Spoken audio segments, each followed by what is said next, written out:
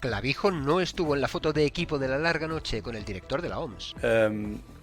Tampoco estuvo en la foto de equipo del alivio por la mañana. Me gustaría dejar aparte el ruido porque hoy ha habido un operativo aquí que es un operativo sin precedentes, con 23 países, en el que hemos tenido muchas dificultades, en este caso por parte del presidente de Canarias para realizarlo, pero más allá de las dificultades que nos hayan podido poner, lo que tenemos que hablar hoy es del éxito. Clavijo nunca quiso al Ondius en Canarias, y menos cuando supo que se quedaba hasta hoy. Le ha dado las instrucciones de que no se autorice el fondeo del buque. Si lo quiere imponer el Estado, que lo imponga el Estado. Con el barco casi asomando, Clavijo, que siempre temió a los malditos roedores, buscó en la inteligencia artificial y le envió a la ministra lo que encontró.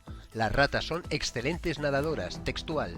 La ministra le envió el informe Roedore, también textual, con una sola certeza: los ratones colilargos de los Andes no son roedores que tengan especiales capacidades natatorias. Es verdaderamente impresionante la ignorancia sin ningún tipo de reparo. Marina Mercante anuló el veto de Clavijo. Él aumentaba la fauna. El riesgo de contagio es superior, desde los propios roedores hasta mosquitos. Escribe Óscar Puente que pocos días se ha mordido tanto la lengua, y le responde la canaria Ana Ora, más orgullosa del presidente Clavijo. Sánchez no nombró a nadie. ¿Para qué sirve la política? No sirve para desinformar, tampoco sirve para alarmar. El caso es que el PP, de denunciar el caos, ha pasado al silencio. Todos los presidentes me lo han agradecido. No he podido contactar con la presidenta Ayuso, no sé si está volando. Ayuso al rebote, que sí han contactado, que el comodín Ayuso no está para taparle crisis al gobierno. Torres insiste, no le contesta los mensajes. El que estará contento es Vox. Nosotros queremos que los españoles estén en primer lugar. Serán los españoles los primeros que serán evacuados. Y solo cuando lo esté el último, el gobierno hará su balance.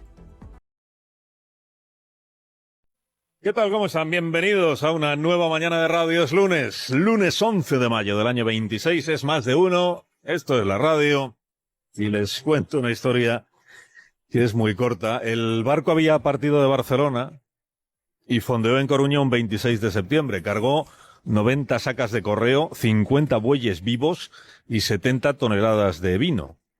Y a 850 pasajeros que iban para América. Era la última escala en la península.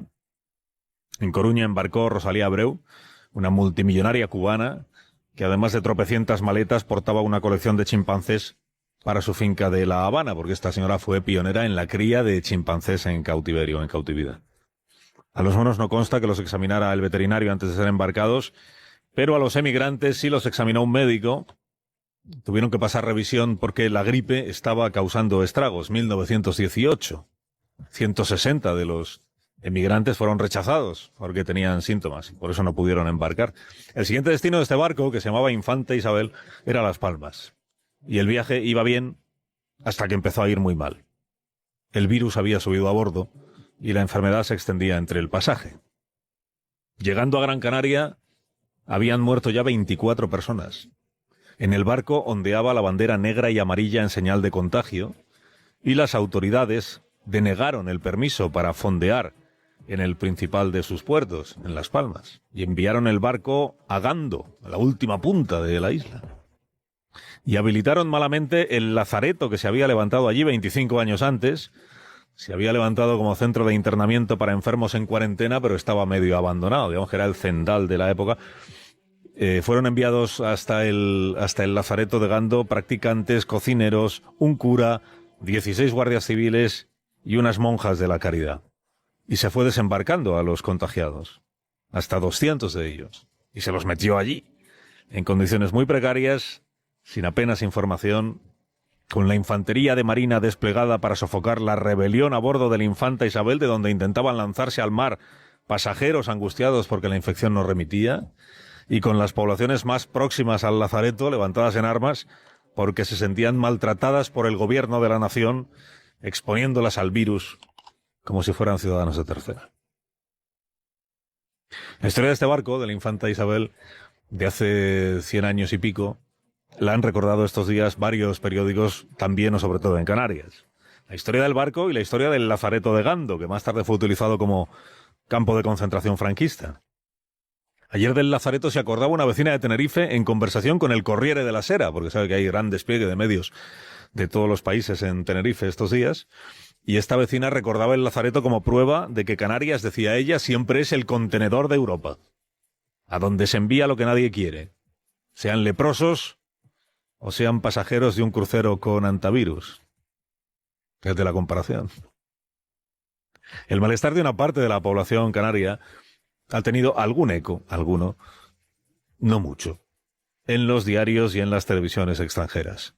Pero muy por encima de eso, lo que han destacado ayer y hoy en los medios internacionales es que la operación desembarco del pasaje del Ondius se ha realizado o se está realizando con orden, con eficacia y con sosiego.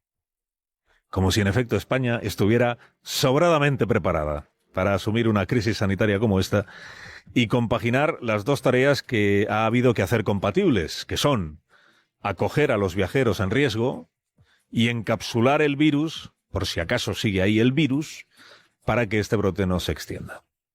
2026, digamos que ha sido el anverso de 1918. O sea, el Infanta Isabel, pero justo al revés. Sin psicosis, sin epidemia, sin pasajeros tirándose al mar y sin lazareto.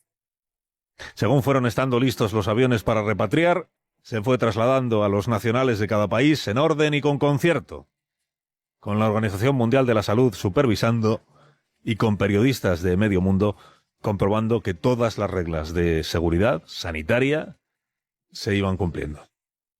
Hoy terminará el desembarco, con los australianos, que serán los últimos, The Australians. The Australians, I think 6 p.m. Tomorrow 6 p.m. We hope. Yes, no, it's going to arrive tomorrow in the morning, and we expect that tomorrow at 6 p.m. We'll leave the flight. La ministra de Sanidad, Mónica García, explicando en inglés a un periodista australiano que le estaba preguntando anoche si están todos bien los pasajeros australianos, si alguno de ellos tiene síntomas o symptoms. Bueno, pues los australianos y los últimos de Filipinas, que también los de Filipinas tienen que terminar de ser repatriados. En cuanto el Ondius pueda repostar y termine el desembarco, pues seguirá viaje hacia Holanda y podrá despedirse aliviado el gobierno de Canarias, que convirtió el malestar comprensible de las primeras horas, por la falta de información y porque no se habían coordinado con él, el malestar comprensible de las primeras horas, en un ejercicio de recelo y de contagiar miedo a la población bastante menos comprensible. La idea de que el barco lo más lejos posible, las personas lo más lejos posible, que no pisen el puerto, que ni siquiera se fonde el buque, no vaya a ser que los ratones contagiados salten del barco y lleguen a tierra. Salvo catástrofe en lo que queda de día, la del Ondius va a ser una página muy menor en la historia de Canarias, que hoy además puede explicarle al mundo que incluso prestando ayuda a un barco con antivirus, es capaz Canarias de asegurar la salud de quienes residen o quienes hacen turismo en las islas.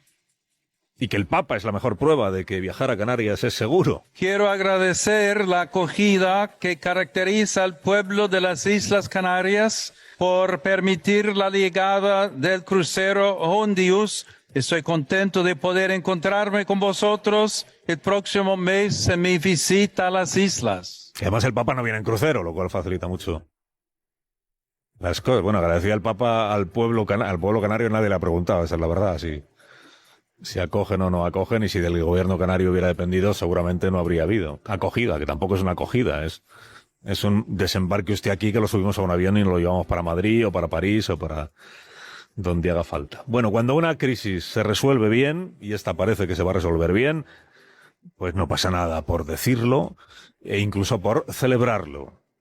Nadie se ha caído al agua, ningún maldito roedor se ha ido nadando hasta la costa. Oye, hemos salido en toda la prensa internacional para bien. Oye, incluso a la oposición conservadora de nuestro país le habrá parecido bien que desembarcaran los españoles primero, en una suerte de prioridad nacional sanitaria que habrá reconfortado a quienes están pactando gobiernos, inspirándose en la famosa prioridad nacional. Los españoles primero, en versión Zodiac. Señor Padilla, ¿cómo ha sido la relación con el gobierno canario en este fin de semana crucial de desembarco del Ondius? Bueno, pues la relación hasta el sábado por la noche había sido con nuestros disensos, etcétera, etcétera, pero sobre todo, digamos, a nivel técnico y a nivel político, pero un poco inferior. Por ejemplo, yo tenía contacto directo con el portavoz del Gobierno canario y, de hecho, el portavoz del Gobierno canario era la persona individualmente designada para estar en el puesto de mando que coordino aquí a pie de operación.